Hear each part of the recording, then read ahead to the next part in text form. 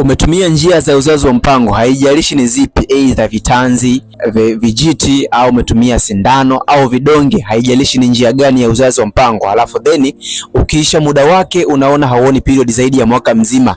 Yani ili period ije lazima kwanza uweze kuyaboost mayai kwa kutumia dawa ambazo unakuwa umepewa aidha pharmacy au hospitali. Ili uweze kuona period lazima kwanza uweze kuyaboost mayai yaweze kuzalishwa. Hiyo hali sio hali ya kawaida. Tambua kabisa kwamba umeshapata changamoto ya mvurugiko wa hormone, yani hormone zinazokuwa zinahusika na kuweza kuzalisha yale mayai tayari zimeshakuwa katika viwango vya chini sana. Ndiyo maana mayai yanakuwa hayawezi kuzalishwa, miezi miwili, mitatu, minne inaisha haujaona period kabisa.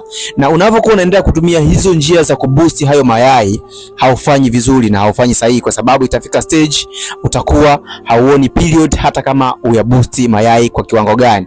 Ni vyema kutafuta solution la hiyo changamoto kwa kutumia matibabu ambayo yatakutibu changamoto hiyo kuanzia kwenye vyanzo vya tatizo.